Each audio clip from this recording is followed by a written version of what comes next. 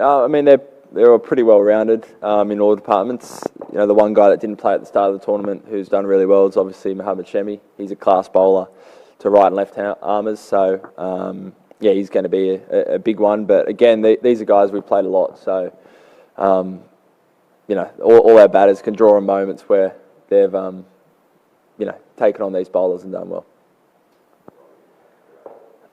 Pat, just the year that you guys have had, like you've been on the road a lot, came close to winning a test series in India, sort of, the World Test Championship final, retaining the Ashes, and now from where you were against Sri Lanka to here, is this like the cherry on top? And like, how do you just sum up the year that you have as captain and as a team? I mean, it's been a huge year. There are 4 marquee events that, if you have one of those in an off-season, it's a big off-season. We've got 4 of them.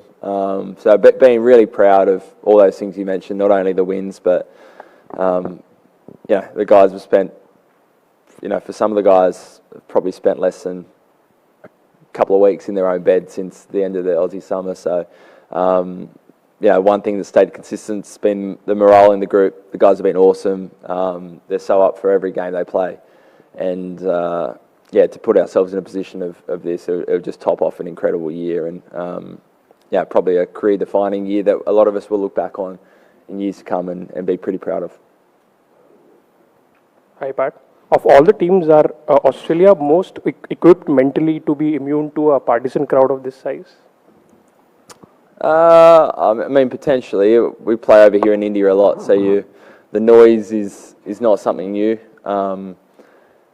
Yeah, I think on this scale it's probably bigger than we would have experienced before, but it's not something totally foreign to what we've had before. So everyone deals with it slightly differently. You see Davey probably dancing and winning the crowd over. Other guys just staying in their own bubble, but yeah, it should be good. Hello, Pat. Apart from Shami, who else has particularly impressed you in this India side at the tournament so far, having already played them once?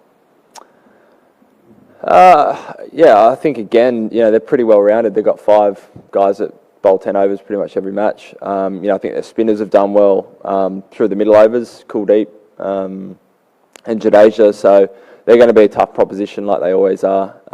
But you know, they've won every game, so they've been, you know, very impressive. Thank you.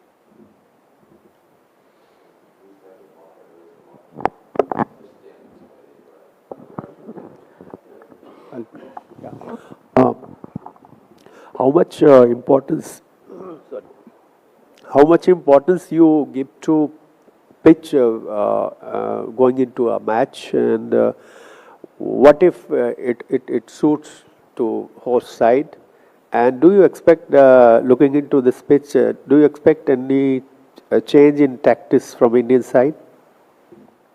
Yeah, I mean, it's hard to say. It's obviously same for both teams. Yeah, no doubt. Playing on your own wicket, you know, in your own country has some advantages, similar to wickets that you've been playing your whole life. But we've played a lot of cricket over here, so yeah, we'll wait and see. I think, yeah, of all the venues, perhaps this venue's, the toss isn't as important as, say, a Mumbai Wankhede Stadium or other venues. So we'll be ready in terms of anything they'll throw at us. Yeah, we'll wait and see, but we'll make sure we have some plans. Yeah. Weather has changed. The difference in temperature after sunset and before that is all 7 to 8 degrees.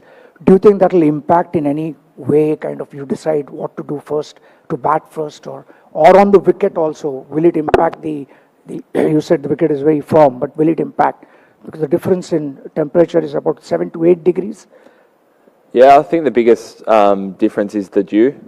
This city and venue seems to have more dew than a lot of the other places we play. So perhaps, you know, that's something to think about ahead of tomorrow. Again, it might only be the last quarter of the game, but yeah, once that settles in and the ball's sliding on, it's quite different to, say, the first 20 overs where it might be swinging. So something to consider.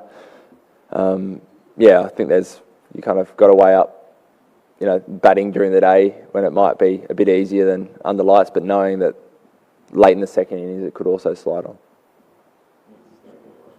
on. Pat, if I take you back, Back in 1999, Steve was mighty Australia, started the World Cup with 2 losses out of past 3, and then he made his famous remark, 7 to win to lift the trophy.